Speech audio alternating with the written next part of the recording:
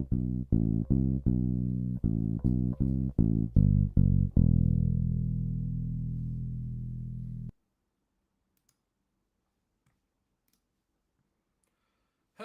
everyone.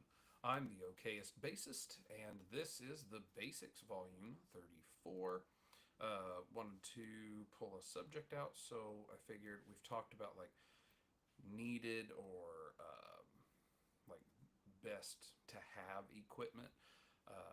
Things like I've done videos on the wireless systems, things like that. I figured I would talk about your best start out equipment. Like if again, a lot of this is geared towards like a brand new player who's looking to find out any information. Why you would be wanting to check with me, I have no clue, but thanks if you are. Um, so in thinking about like what is some needed starting equipment, obviously there are three main things. One, you need a bass. That's important. The next one would be some sort of listening device, whether that's something like the Positive Grid Spark Neo, which has the plug-in and then everything's built into the headphones as the amplification goes, or whether that's just a standard amp. And then finally, you need a way for those two to communicate to each other. Typically, a cable, could be a wireless system, what have you. There are many options for these things, but those are the bare minimums of what are needed. To expound upon those, um, I'll touch on each of those for a few minutes each and then go into like some needed starting accessories. Excuse me. So, on a bass, you got to have a bass. I have a few, as can be seen. Um, you need to have a bass if that's what you want to play.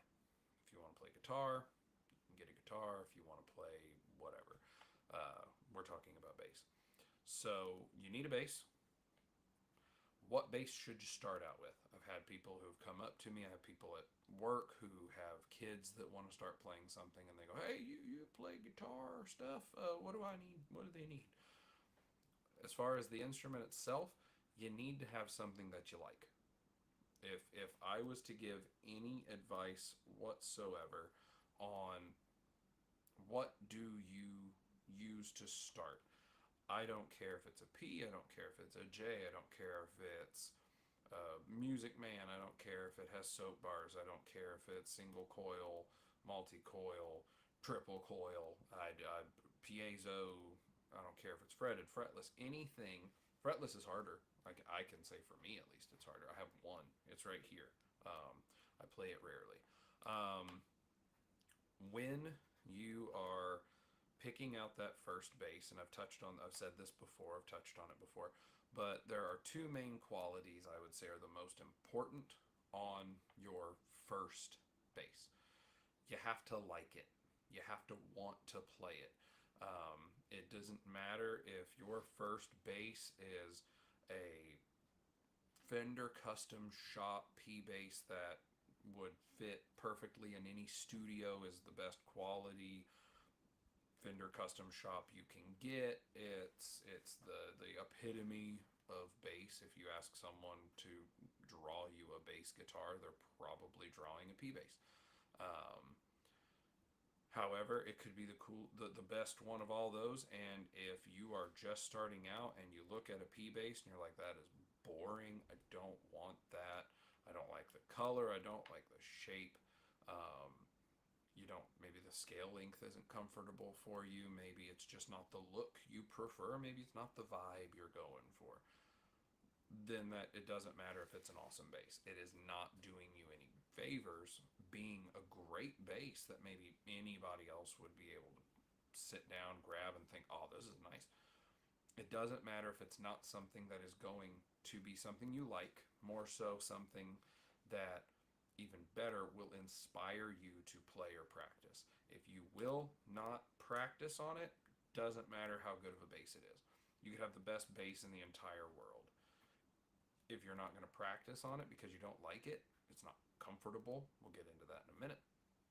But you don't like it, you don't like the way it looks, you don't like the way it feels, whatever, then that bass is not the bass that you need. If you're a seasoned player or you're used to playing multiple things and then you have an awesome bass that maybe you don't care to play super often, but you know it's an awesome bass, that's fine.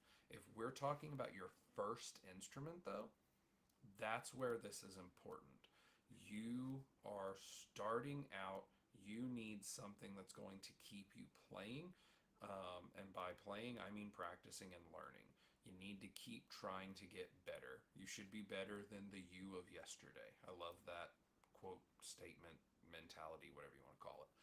Um, so, for your first bass, that is the number one thing that I will say. Um, it needs to be something that inspires you to continue to practice, because if you're not going to practice, you're not going to get better. That's all there is to it. You can watch 100 YouTube videos a week that tell you all about how to do this, what the thought process is behind that, what the core value is to this technique. You can read all of that all the time. Constant input of information. If you are not putting hands to instrument, you're not going to get better. You might have a great understanding. You might have a perfect fundamental knowledge. You may have an outstanding theoretical knowledge. You could know everything about every technique, and if you can't sit and actually do it on the instrument, then that is just a mental exercise. It's not actually playing. So the most important thing on your first bass is it needs to be something you like and something that you want to play. It needs to be something that will keep you coming back to practice because you like it. After that, the second most important thing on that bass is it needs to be playable. There are hundreds, if not thousands, of videos out there of people who can buy a cheap instrument, Harley Benton coming to mind, Guitar Fetish having some stuff, whatever, Squire, Ernie Balls, Sterling Sub Series. There are plenty of names out there that are known for inexpensive. And by inexpensive, I don't mean like $20. I mean, they're not going to break the bank. Something that a parent could feasibly consider spending for a gift. There are plenty of well-known, inexpensive companies that make basses out there that you can get that are good quality and playable. You could have the coolest looking bass in the world, the thing that you think is just the best, the most awesome ever. And if it isn't set up comfortably, if there's something wrong with it, could be the coolest looking thing in the world. If it's got a twisted and bowed neck, doesn't matter. You're going to try and learn. Stuff's not going to sound right. Stuff's not going to play right. And you're going to have problems. And that, in turn, could either mean that that awesome bass that you love to play never does you any favors by being awful. Or it could end up being where, okay, this is the coolest, best bass I could ever have, but I just can't learn this. And it might not be you. You might be perfectly fine. You might be able to actually do a thing, but your bass is the thing holding you back. Anything that you have, especially if you're first starting, it might suck in your mind to pay for the instrument and then you have a little extra money and you want to buy cool stuff to go with it, or you want to spend extra money to get the cooler bass, which I just said is the thing that's most important in my mind. But you should also spend money when you get your first instrument, whether that's to pay a luthier or a tech to set it up, or if you give a friend of yours who's a musician a few bucks so they can do a general setup. You need to make sure that that first bass is set up. You need to make sure that that first instrument, I'm not saying that it's necessary to have all of the frets crowned and polished and that someone needs to go through all of it, but if they can, it's just going to make it easier. When I first started to learn, the first thing I learned on, because the first thing I wanted to play was guitar, I started learning on an acoustic guitar. That acoustic guitar had super high action. It was super hard to play. I didn't know any better, so luckily I persevered through it. But like when you first start to learn, especially on guitar, it has the little strings, and you have to develop the calluses on your fingers. And I was just thinking, okay, this is just the pain that you have to go through. No, actually, if that instrument had been set up better, I wouldn't have had as bad a time of it because I wouldn't have had to exert so much pressure from my fingers against the fretboard to try to get chords figured out. Same thing if you're playing bass.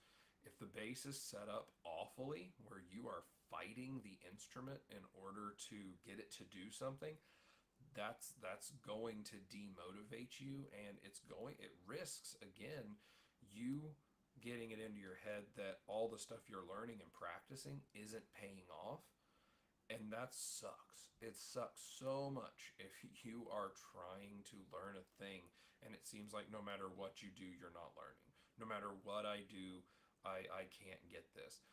Well, if your bass is set up awfully and does not play well or at right at all, if every note that you fret buzzes like crazy, then you're very liable to turn around and be like, "Oh, well, I just suck at playing this instrument, so that's my problem. It's not me. It's not the bass, it's me." And it might be the bass. So, get one that you'll want to play, that will inspire you, that will keep you practicing. I'm not saying inspiring you to greater music. I'm not saying inspire you to create music. I'm saying something that inspires you to pick it up and practice. I come in this room every day and I sit down and I look at the basses, and the one that I want to play that day is the one that I grab and I practice. It's one of the nice things of having multiple basses. Maybe one day I walk in here and I think of my dear friend Johnny Dibble, and I go, you know what? I'm going to play the Dibble bass. There we go, because I'm going to think of Johnny today. There you go. That's the one I want to play that day. It's the one that gets me to practice, and it's the one that gets me to be better. If I come in, I look at all the basses, and I think, you know what? Today I feel like playing something purple. Well, purple. There you go. If I come in, hey, you know what? I haven't played around with something weird and challenging in a while. Fretless. Right there. Either way. The thing is, you have to want to play it, and it has to play. If your first bass is one that you get and you think it looks cool, maybe it's not the coolest thing in the world. When I first started playing bass, the first bass that I got was a Dean Metal Man Z. So this is an Explorer body Dean 34-inch scale bass, has a single humbucker with a I think the one that I had the large pole pieces that you could see. It was awful. Like we plugged it in and it buzzed like crazy. It was not good. Ended up returning it because it sounded so bad. Ended up switching to a Ray 4 Stingray. Really liked it. Ended up picking up two, so I could have one at home to practice and then one at the church, because that's who had asked me to start learning to play bass. And then, like, after I started seeing basses around and deciding, hey, this is a thing I really like, I thought this particular model, the Ibanez EHB 1505 MS, was just the coolest thing in the world, and that was the peak of the mountain. If ever I could get one of those basses, that's just the end all be all. I have one. It's right there. And then I have the short scale version, and then I have the fretless version, and then this one, which is a project in the works. Yeah, I really like EHBs. Of course, that wasn't the end all be all. It wasn't. I got one of those and I'm done. Unfortunately for my credit cards, I've gotten plenty, as you can see, with a couple more coming. But again, that first instrument needs to be one that you can play and that makes you want to play. Next thing that I'd said was an amp, or some sort of way of getting instrument signal to you, whether that's the instrument signal to a speaker that you can hear out loud, whether that's a interface of some sort that allows headphones, whatever. that is the next thing, because that's what you hear. And now, granted, if your first instrument's an acoustic bass, why? Why did you do that to yourself? But if your instrument is acoustic, at least then you don't need a speaker. But I'm talking about electric bass because I like things that are good. I've had 3 acoustic basses. If you count ukulele basses as a acoustic bass, because it is acoustic. Um, the Close one that I had that I did have to send back, but the one from Close was awesome. Like that thing was great. I very heavily considered buying that. Just didn't need to spend money on an acoustic bass that I knew I wouldn't use. That was the big thing. And I also had an old 1970s Applause, which is made by Ovation, which was an acoustic bass that had the bowl back, like the Applause guitars, acoustic guitars are known for. And I put the tapes on it, and it sounded monstrous. I really liked it. I almost regret getting rid of it, but I don't, because I like the electric stuff better. But the second thing you need is the amp, the speakers, the headphones, whatever.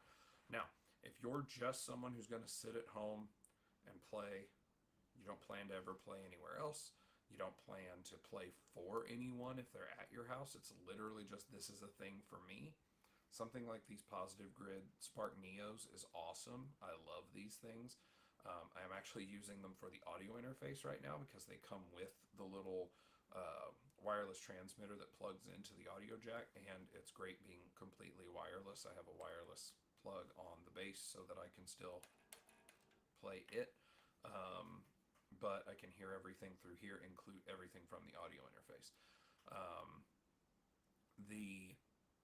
these would be wonderful if you're just wanting to sit at home and play, because you can connect them through Bluetooth as well, so you can get songs to play with, you can listen to tracks, whatever it is that you're wanting to do, however it is you're learning, if you're learning from an app, if you're learning from a teacher, a program, whatever. They work for that as long as you connect through Bluetooth. They do not have a built-in microphone. It's the only real drawback to them. If these had a built-in microphone, these would be my favorite headphones ever, and I would probably carry them with me everywhere, so I could either use them for phone calls when I'm at work, as well as being able to plug in an instrument. But they don't have a built-in mic, and there's no way to connect a mic unless it's like this situation where it's set up with an external microphone through a separate audio interface. So that is what it is. But again, you need something that lets you hear what you're playing. Something like these is great. If you need to go cheaper, I think these are like $200. I got them through my friend Tim at Sweetwater, and by ordering it through him, I got this Gator case that fits them basically for free. He discounted the case. He discounted the headphones enough that it covered the case. Or I could have not had the case, I think, and I could have saved like 10, 20 bucks.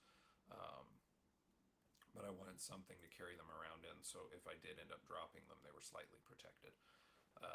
But these are great, but if you need to spend less money, that's fine. They make plug-in amps that you can just use your own regular plug-in headphones, so you can get a cheap set of, you can even get a cheap $5 set of wireless, like a cheap set of wired earbuds from Walmart.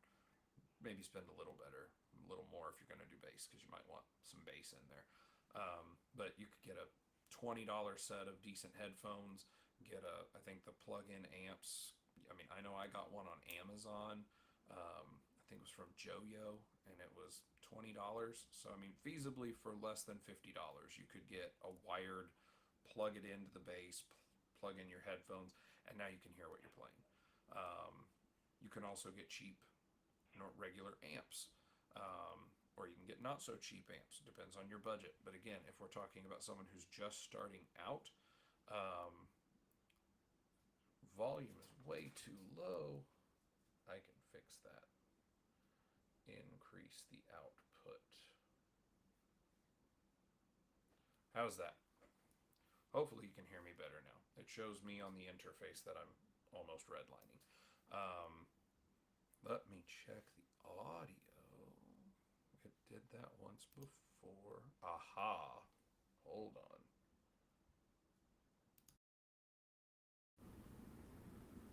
Thank you for saying something.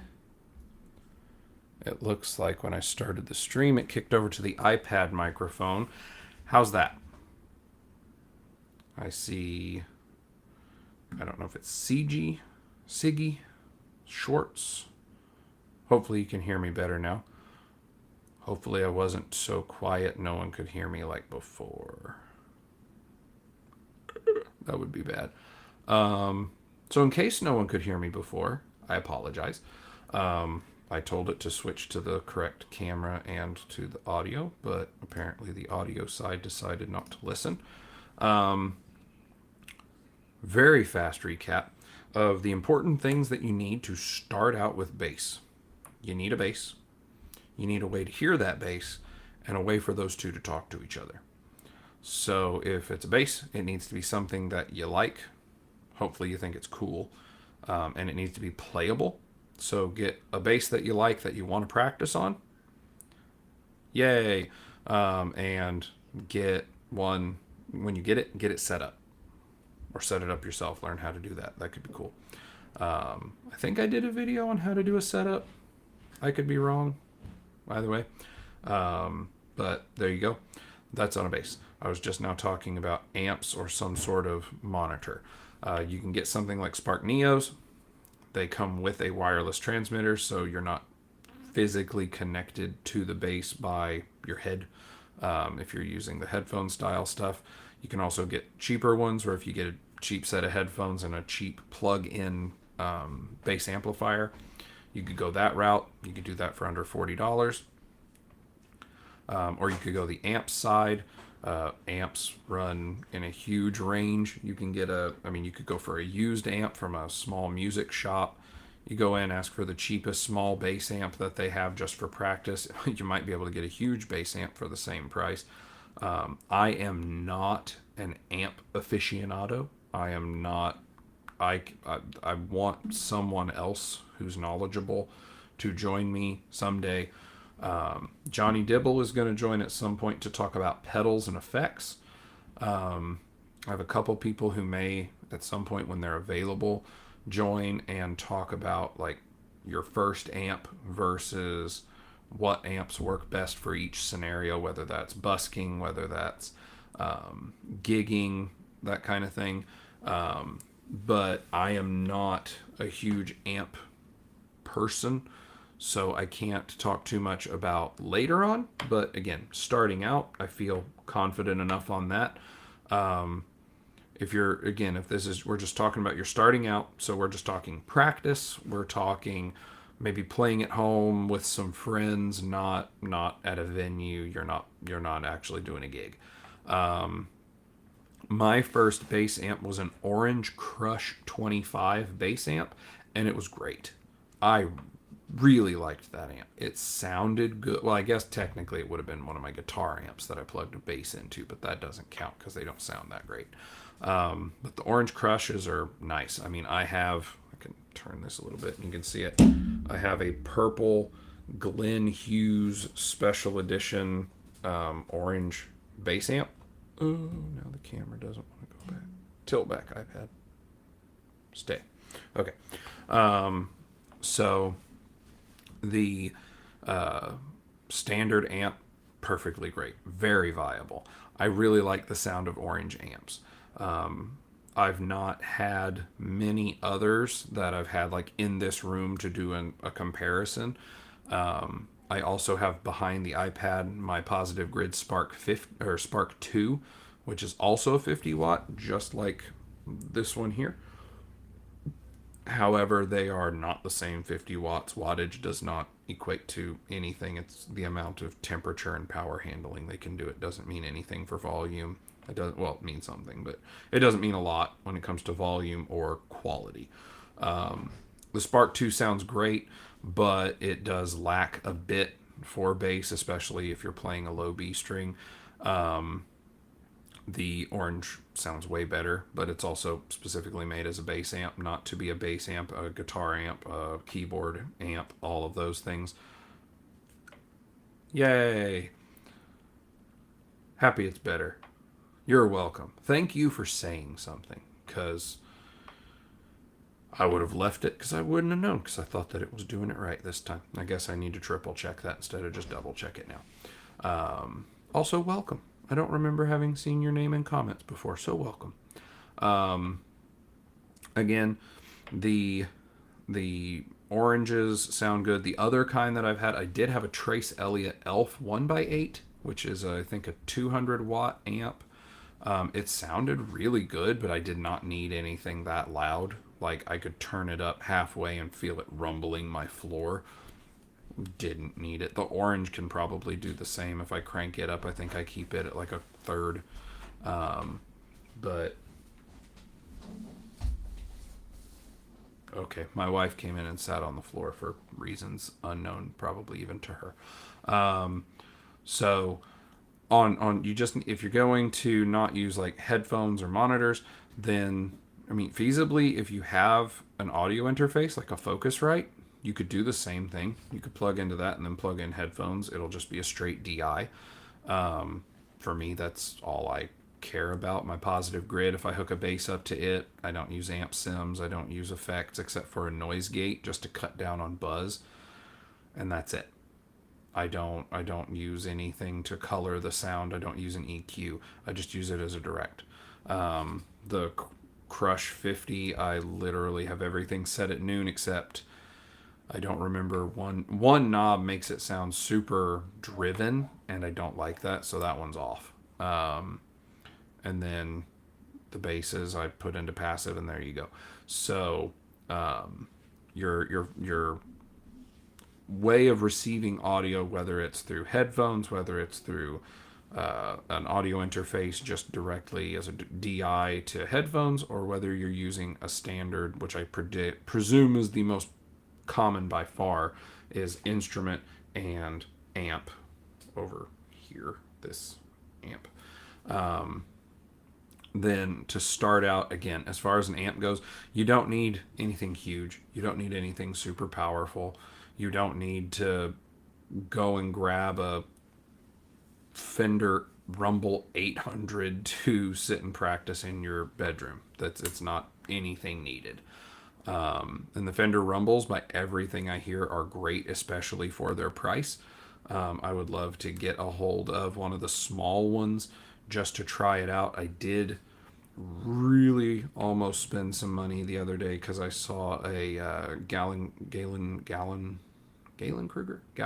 Anyway, GK, 1x8, and I think those are normally like $450, $550 new, and I saw one on Reverb that was like $200, but I didn't buy it because I already have a couple amps and I don't know that I need another one. It might sound awesome, maybe enough that I'd get rid of the orange, I don't know, but I didn't get it, at least not yet.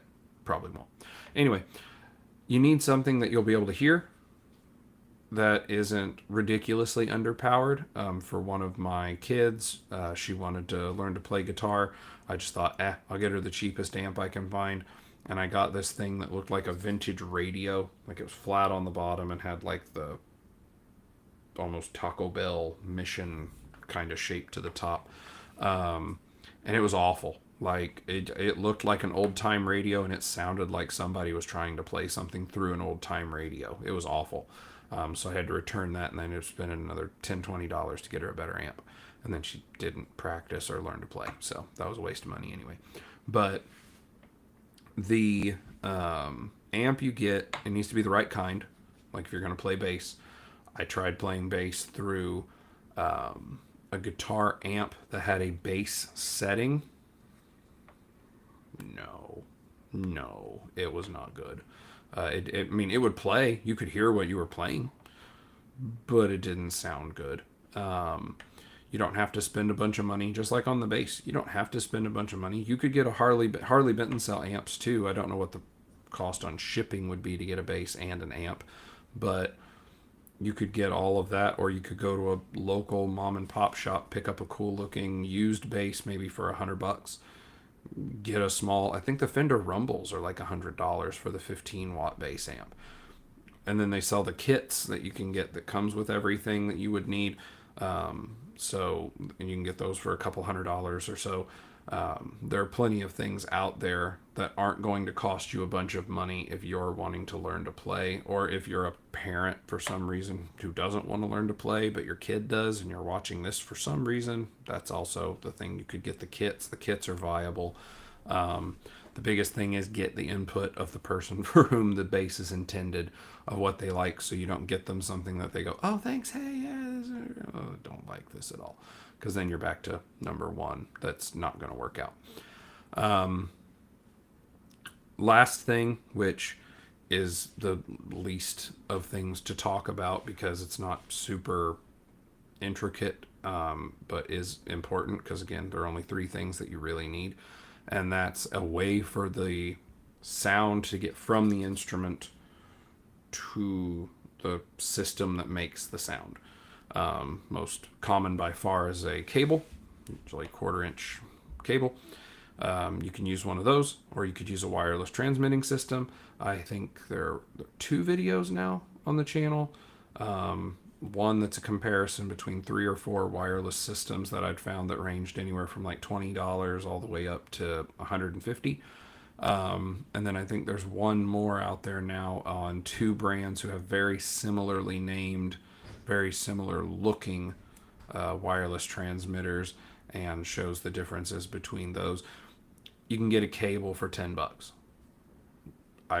You can get good cables and bad cables. Definitely spending the money. I'm not saying you need to go out and get a specific brand cable that costs $100 for a 20-foot cable.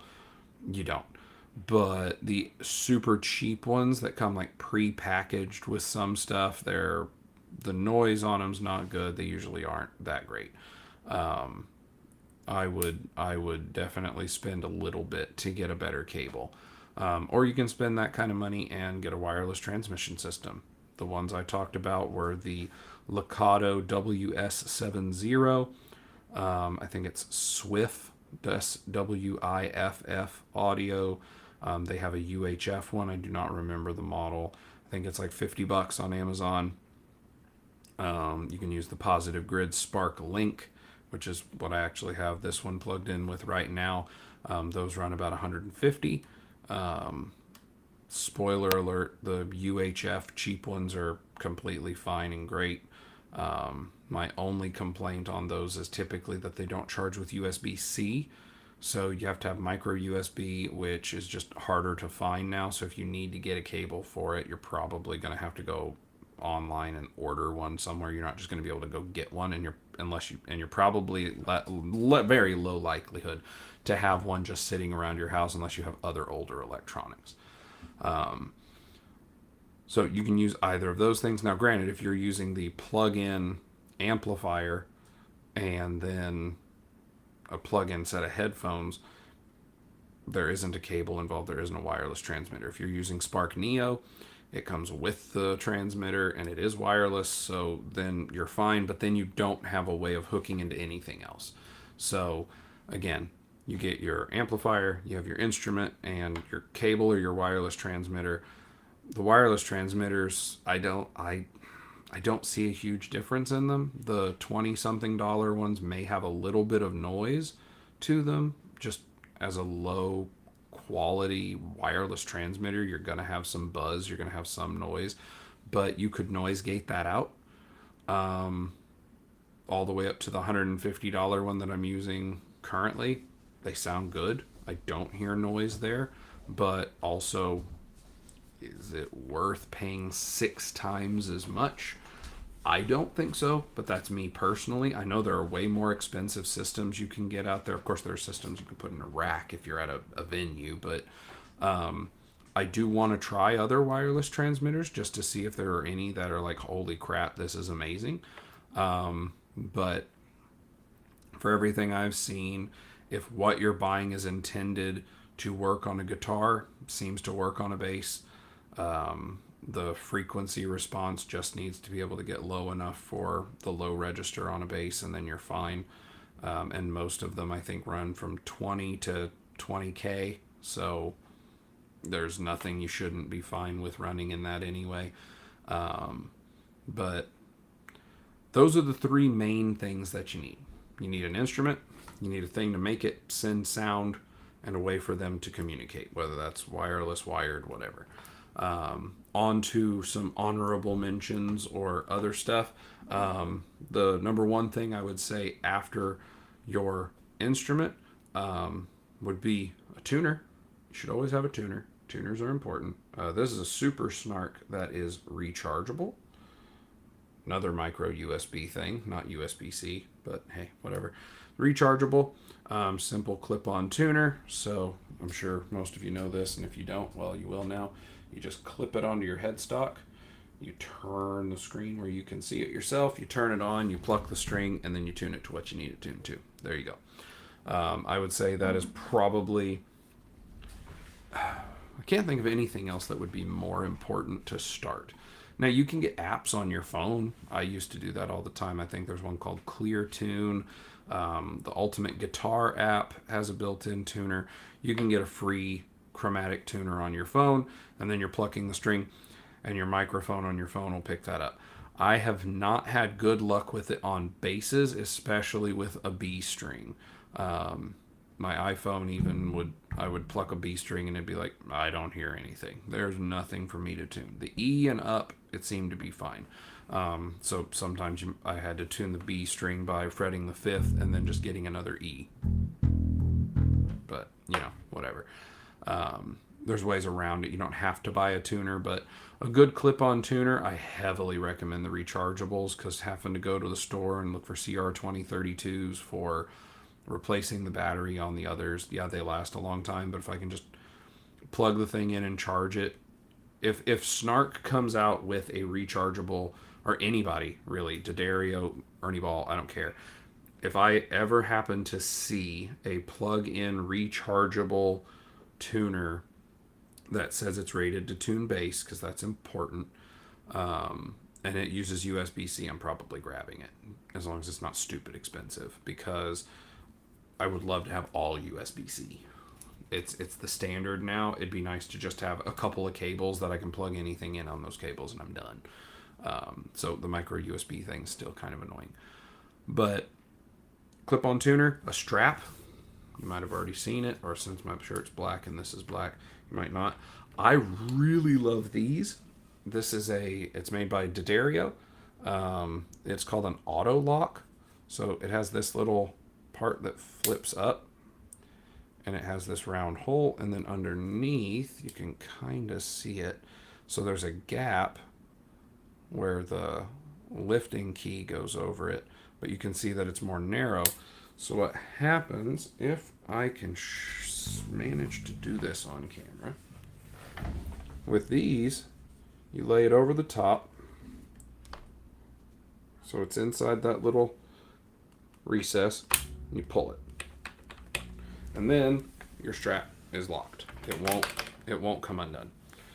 There are a few I've come across that are a little too big to fit in there. That's unfortunate, but you can also buy a pair of strap buttons on Amazon for $5. And I have come across one where it was too small. It would just come right back out.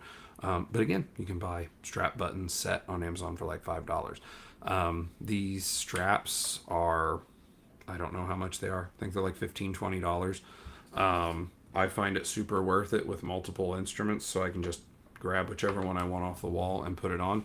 The only one that doesn't have it is the dingwall, which you can see the dingwall has its own strap, and that's because it has its own strap lock system. I didn't like it when I first got it. I just wanted to use my strap. So I did the unthinkable, and I added strap buttons to it, and then it neck dove. And then I decided, well, I'll try the auto lock strap. The straps that they have, or the locking pins, whatever you want to call it, it's like recessed inside the base. And I used it, and it didn't neck dive. So I was like, well, that settles that. I'd rather have, again, something playable. It looks cool. I like playing it. So that's good. And then that made it more comfortable to play. So that was a win. So a strap would be one of the next things I would say. Tuner's more important than a strap, because if you have to, you could stand up and hold a bass to yourself and play. That would be really awkward and very uncomfortable, but you could do it. Unless you happen to be one of the people with perfect pitch, you're not tuning your bass by ear, and you need it to be in tune. So I'd say tuner only slightly more important than a Strat, but yes, because you could sit playing down, and you could sit playing down. Yeah, you could play sitting down even. That might work too. Aha, ding, the idea came through. So that would be those. If I were to be a little cheeky on something, I would say another thing that would be really good is a camera. I've watched myself on recordings, I've watched playback, and I am definitely a worse critic of myself than anyone else. You hear every mistake that you make because you made it, and you won't give yourself the benefit of the doubt. You're not going to hear someone else playing and go, ooh, that didn't sound very good. Well, I'm sure that's how the song goes. Or, ooh, I just don't like how that song sounds. You might not even think that it's wrong. You might just be like, I don't like how that sounds.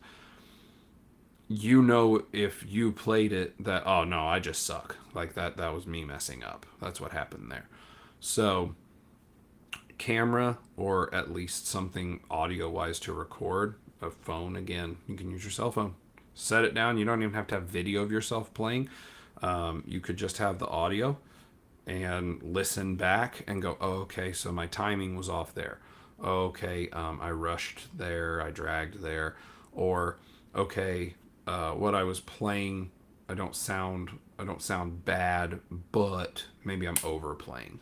Any of those, and more, plenty more. There's always plenty of mistakes to make. I make them all the time. That's how you get better, hopefully.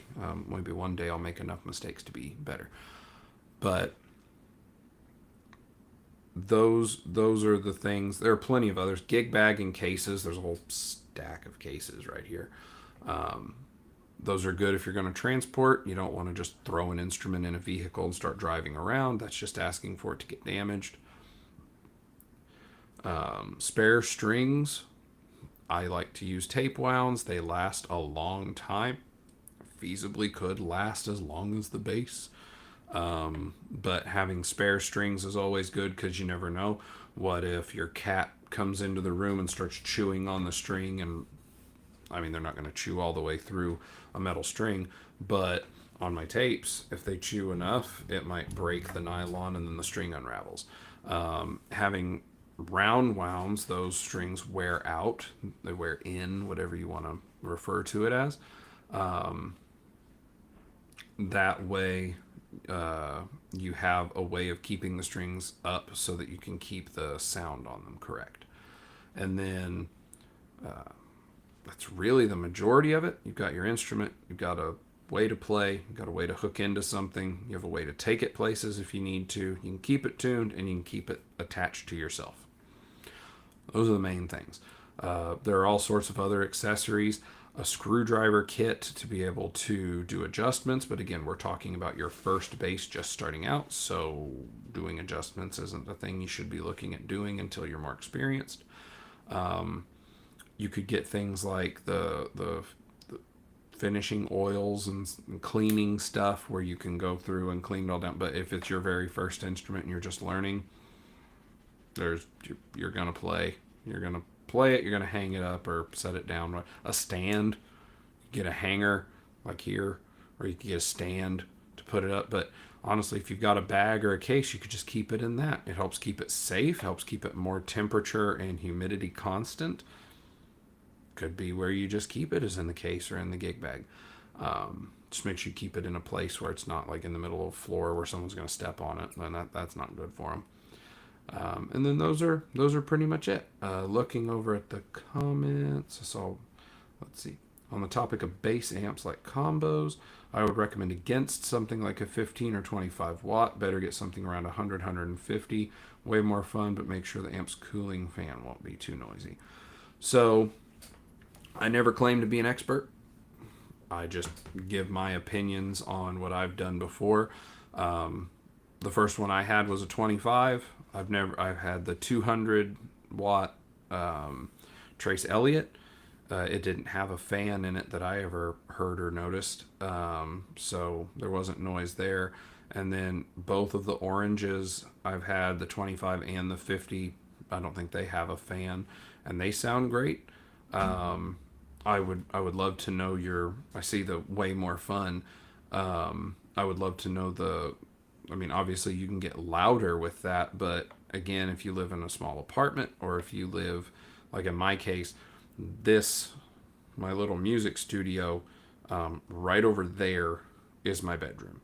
So if my wife is in there laying down watching television, or if she's in there laying down trying to go to sleep, I can use the headphone amp. But even if I use the loudspeaker amp, the Crush, um, and I'm playing just to have music in the room, I can turn it down where I can still hear it, and it's not blaring so loud that she can't fall asleep. So I mean, obviously, if you get a larger, more powerful amplifier, you can turn them down. But of course, if you have something that's a 200, 150, 100 watt, your control on how quietly it can play is going to be less precise than something that can't get as loud, because of course you have how much power is going to it is a wider range. But I won't disagree with you. You could be very correct. And again, wattage does not determine maximum volume of something. It's my understanding, at least, it's a measurement of the mechanical function within the amp. Originally, they were derived from what amount of power and heat it could handle before the glues inside started to separate due to the heat of the friction. Now, if that's changed since the original inception of amps, then okay, my bad. That's just my understanding. But and it's brand dependent as well. Maybe if you pick up a 50-watt Orange Crush, maybe it's completely different than a 50-watt Fender. Maybe it's comparable to a 100-watt Fender. I don't know. Again, I'm not an amp person. I've gotten stuff that I listen to. If I like the way it sounds, I hang on to it. If I find something I like better, I'll swap them out. I don't care. I have the Positive Grid Spark. It doesn't sound as good as the Crush to me, but it also can run on a battery. So if I want to go sit outside while the family's outside doing stuff and I want to go out and sit and just play bass, I can just grab a wireless transmitter. I can grab a bass amp that plugs in with a battery. I don't need to take a power cable, and I can just go outside with an instrument and play. So that's why I have it. It also is basically the speaker setup system for my iPad, which is my computer for everything. And then I don't really ever hook a bass into the Positive Grid anymore. But either way, I'm not going to disagree. I'm not going to agree. I think getting a small 15, 25 watt, 50 watt is plenty. But I'm not going to say that 100, 150 wouldn't be more fun. If you want to be louder, absolutely. I'm not going to say one's better than the other. I'm just going to say that you can get the smaller ones cheaper. And if you're very first starting out, it might be one of the things where you'd rather save your money to get a cooler bass and get the lesser amp. Or maybe you really want to be able to rattle your windows and you don't care what your bass looks like, and you get a cheap bass that looks cool to you so that you can get the bigger amp. Either way, if you're planning on expanding, you could always get things like a cab. A lot of the amps have a way to hook into a cab to get more power later. But I don't know anything about any of that, except that you get a thing, you plug it into another thing, and that thing has more speakers to make it louder, or a bigger speaker, whatever. So that is what I had to say for today. It's 10 minutes before the hour, so if anyone else has any other comments, it would be awesome to drop them in. Happy to do the discussions. As I say each week, if you have a topic you would like covered, if there's a topic you would like covered and there's a certain bass tuber you would like to see teach that, I am all for trying to get a hold of different people and ask them if they'd be willing to come on and do something. I checked earlier today, and the channel has 188 subscribers, so I really appreciate that of everybody out there who has subscribed. When we hit 200, I have looked it over, talked it over with the wife on the monetary side of things. When we hit 200 subscribers and or when we start having Patreon, these are interdependent, they are not mutually dependent. When we hit 200 subscribers, I do plan to try to do a bass giveaway. I have 2, possibly 3 basses that are in my possession.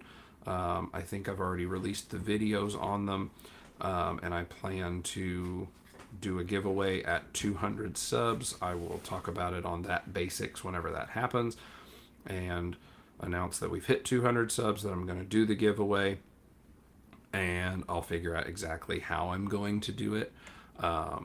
I don't think it's fair to say, hey, of the people on that particular live stream, because they, even though I'm announcing it now, even if it was next week, I would put it up in the community, like in the chat, not chat, the like posts on Facebook and YouTube and all that good stuff, saying, hey, we hit 200 subs, we're going to do a giveaway, but I have to figure out how I'm going to do it. What I'm thinking is I'll put it as the title, 200 subs giveaway, and then during the live, I'll probably do a shorter live stream, or at least talk about it at the beginning and the end if I do a longer live stream, stating how. My suspicion is it's just going to be a comment. You put a comment while it's live. I'll pick a comment. I'll pick a random comment from the live stream, and then I'll pick a random comment like a week after the video is posted, and then maybe flip a coin between those two. That way whomever is there live gets an advantage of 50% versus anyone else who may come across in a week. And then whoever wins, I will find a way to contact. Hopefully I can like contact people through YouTube. Never tried. And then see about which of the bases they would like, and then coordinate getting it shipped. So that's the thought. That's the plan. I think 200 subs is good. That's where I told Bully the Kid whenever I was bullied into making the channel that's when I was going to start doing multiple camera angles. And I've already started doing that because it was a cool idea, I thought, for the unboxings, to let people have a sky-high view as well as looking at me if you wanted to look at me for some reason. And then I do plan at some point to start doing a new format on videos, that when I get something and unbox it, that I do a sound test so people get to see me playing, because people keep asking about that. I don't know why. I'm not good. I'm okay. I'm not good. But whatever. And then when I do the reviews, I will include more of a playthrough on things, since that seems to be the format everybody likes, is talk, play, and talk some more. Anytime I watch any of my friends' videos, when they start doing a whole bunch of playing, I skip it, because if I wanted to hear a song, I'd find a song. I want to know about the bass itself, and you can turn knobs and change interfaces and EQ stuff and add effects and pedals, and you can do all that stuff, and that's cool. And I'm sure I enjoy sometimes listening just to the music, because it's like, ooh, cool music. But if I want to listen to music, I'll find a song that I like so I can listen to it, or I'll go play some myself. Oh, comment. Should have clarified, just meant that the sound is typically better with bigger amps, bigger speakers. I've heard that. Again, I am no expert in any of that whatsoever, but I have heard my bass tuber friends talking and saying things like, oh, you get more of this kind of sound out of a 15, whereas you get more of this kind of sound out of 10s. Never really heard anyone talk about 8s. I know that Trace Elliott I had was a 1x8. The Crush 25 that I had was a 1x8. The GK that I saw on Reverb was a 1x8. I think it was 15 or somewhere around 15 to 50, somewhere in that range. I think this orange crush over here, I think it's 10, 10, 10, 12, 10 or 12, something like that. Um, I mean, scientifically, it makes sense. The bigger the speaker, the more air that it's pushing, the more air it can push, the lower of a frequency it should be able to help resonate because it has that bigger cone to have a wider wave. Um, and you may very well be right. If I played better, I might notice that something sounds better or worse. All I know is that when I play something, if it sounds okay to me, I sound okay, and that's what I shoot for. Um, but yep, so that is the plan on the giveaway. That's a couple of things on what I plan to do with newer videos going forward.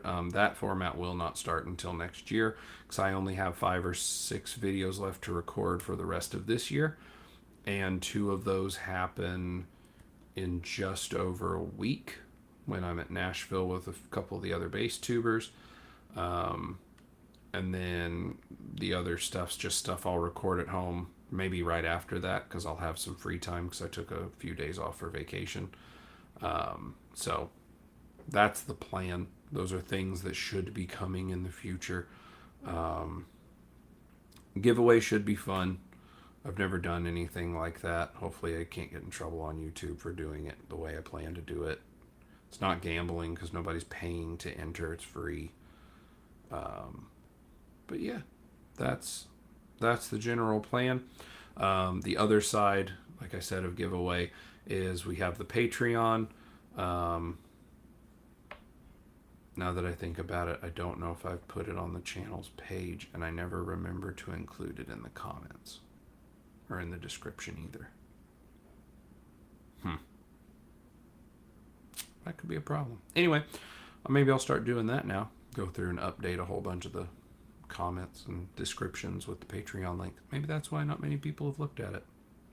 But when the Patreon actually starts bringing in certain amounts of, once it has gotten to a threshold enough to cover the shipping, I will do a second giveaway of another bass for the Patreon side, which will all be with Patreon, but you have to be at certain tiers in order to get it. But that first giveaway, I plan, because it's my own instrument, it didn't get purchased through the Patreon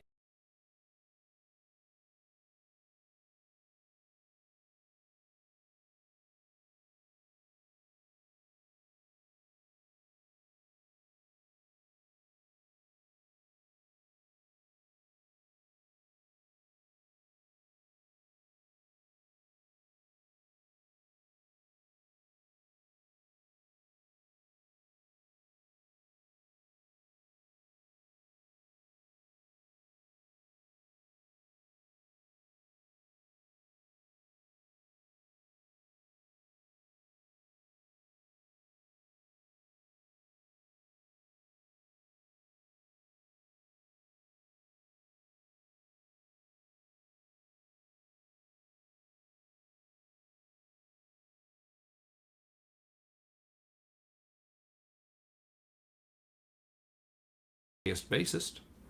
As always, thanks for stopping by. Thanks for watching. Hope you have a wonderful day.